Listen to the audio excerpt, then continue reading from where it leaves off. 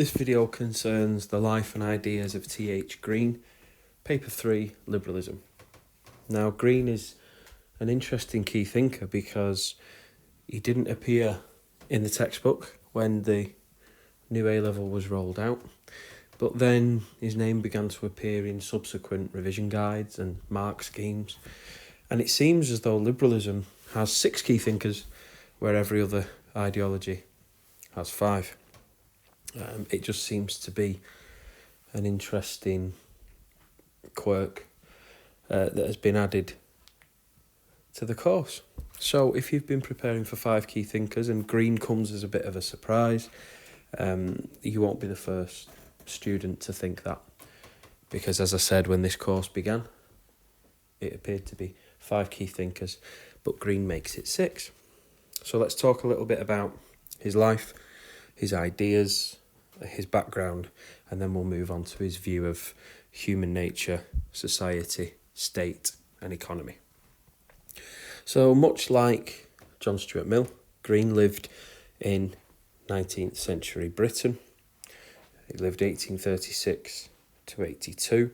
The work that we look at, Lectures on the Principle of Political Obligation, was published posthumously in 1895 after his death from blood poisoning. Similarly to John Stuart Mill, Green was an English philosopher, and I guess whereas Mill was seen as progressive, we could say that Green was seen very much as a political radical. And the school of thought that he belonged to was idealism, and that was seen as a reaction to the utilitarian views of those such as Mill. Remember that Mill believed in the greatest happiness for the greatest number. And actually what idealists like T.H. Green start to do is begin to refute that classical liberal assertion of individualism, that we are solely egotistical and self-interested. Idealists like Green argue that we're social beings, and we'll come to that when we look at Green's view on society. The key change that we see with Green is how we view liberty. So we talked about Mill being a bridge from classical to modern liberal thought. I think Green probably deserves a place on that bridge because he begins to argue that liberty, freedom, can be both positive and negative. Classical liberals argue that liberty is negative. Not that it's a bad thing, but that freedom is freedom from restraint. Liberty is when there is no other actor there to tell you what you can and cannot do. But Green began to identify circumstances where liberty could be the freedom to do something. And remember, just like Mill, Green is living through the Industrial Revolution. He can see the poverty and the difficulties caused by the unfettered free market in industrial Britain. And so that is when he starts to identify that liberty can be positive, and the state can play a role in enacting an individual's liberty. 2 things that I briefly want to tell you about regarding his background. First of all, he was very involved in local politics, whereas Mill was an MP. Green essentially dedicated his life to Oxford University. He actually sat on the committee that led to the creation of the first all-women college. But he also campaigned for the temperance movement, which was a movement both in Britain and in the United States, which advocated against the consumption of alcohol. But he also campaigned for the extension of the franchise to non-property owning men. So we've got Mill in Parliament arguing for the extension of the franchise to women in private members' bills, and Green is arguing that men who do not own property, men outside of the middle class, should also enjoy the right to vote.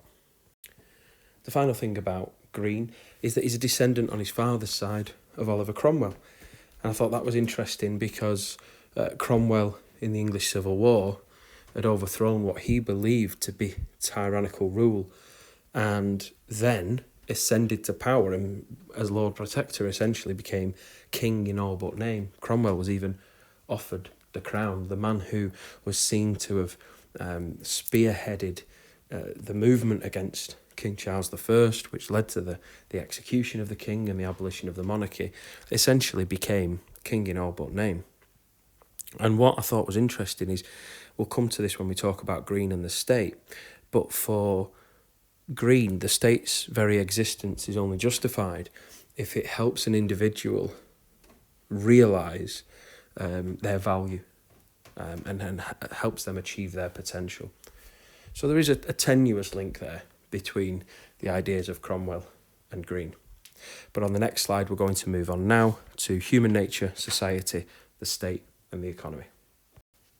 So as with all key thinkers, if you've watched any of the videos before, we're going to start with their view on human nature. And what Green does is Green asks, what is man and what separates humans from animals? And for Green, it's self-consciousness, that we are aware of our, not just our existence, but our actions and the effect of those actions. And self-consciousness also will lead to self-reflection when we look back on our lives and our behaviour. And self-reflection reveals to us human responsibility. And when we consider our responsibility, what emerges is an awareness of what is good and what is moral. So for Green, because of our ability to be self-conscious and self-reflective, we are able to develop an idea of what is good action, what is moral action. But what also emerges in this self-reflection is a realisation of our true self. When we envisage a future that we are satisfied with, that is our true selves that we wish to embody. We wish to realise that future. And so that is Green's interpretation of individualism, a key theme of liberal thought, of liberal thinking. If we are able to envisage and strive for what we consider to be our desired future, that comes from that self-reflection and that self-consciousness. And what I'd like to cover next is society. And usually, in previous videos, you'll have noticed that I go from human nature to the state.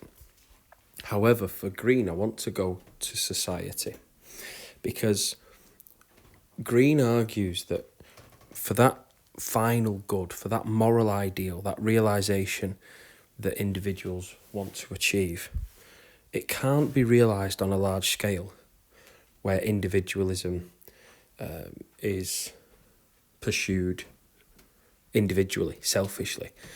For Green, for the final good, for these moral ideals to be achieved and individualism made more perfect, it's when they are part of a social group, of a bigger whole that works for the so-called common good.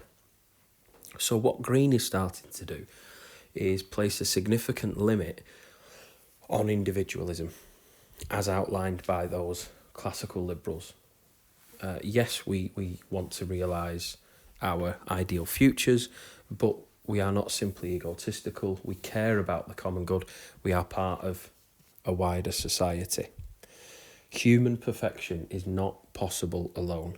We need to have good relations with our fellow citizens. We need to be part of a wider community, a wider society, in order to achieve that.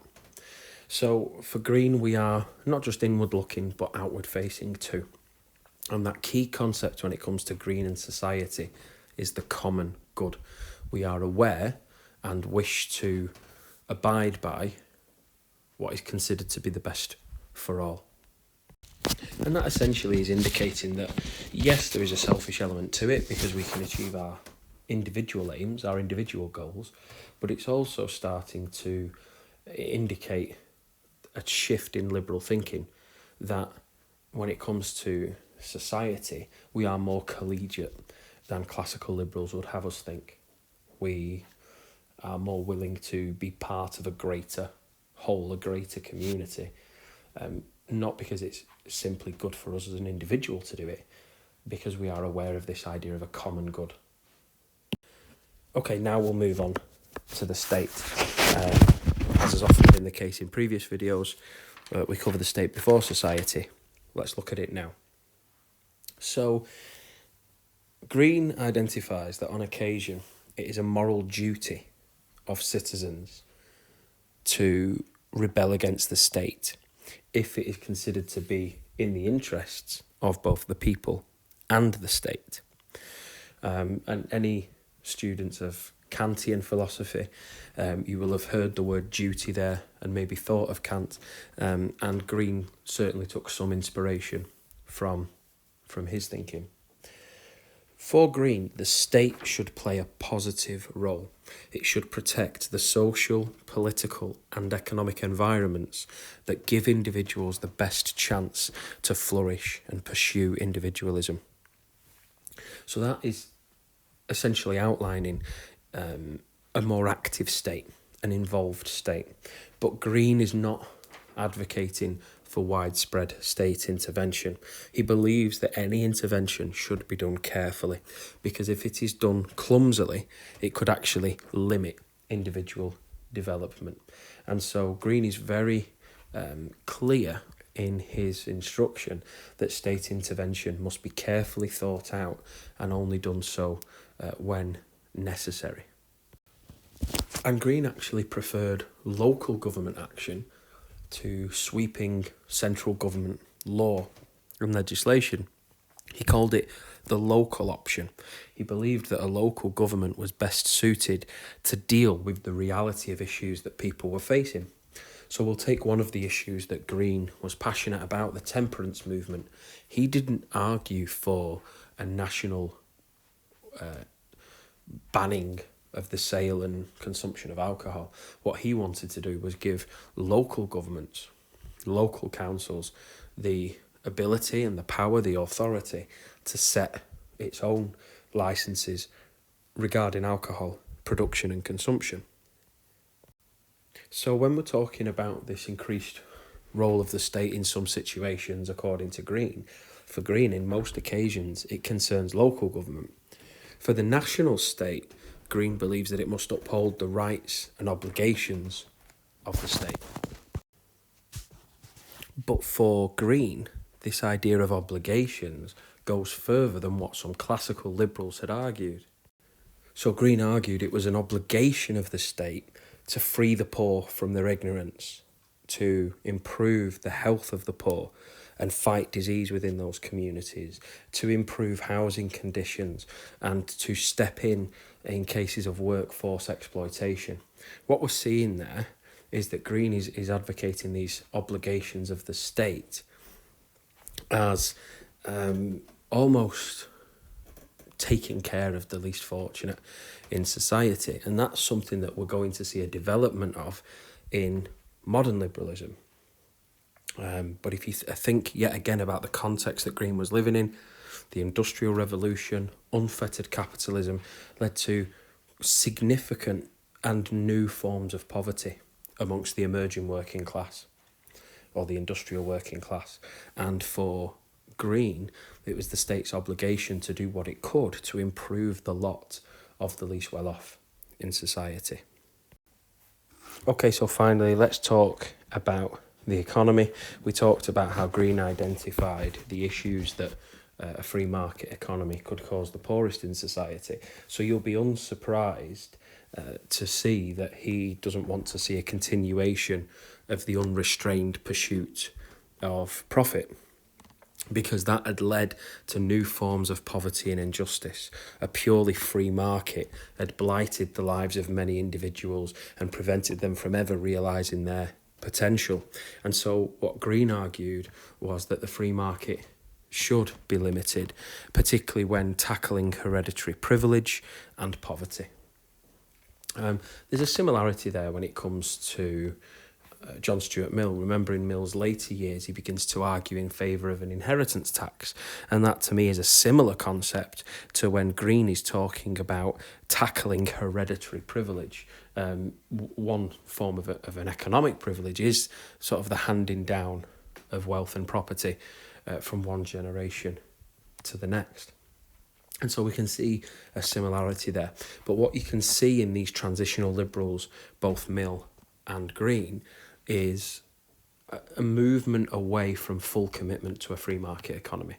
Both of them are starting to see situations where the state can intervene in economic matters to improve the lives of the less fortunate. And that is something that's going to go on and be developed by modern liberals in the 20th century.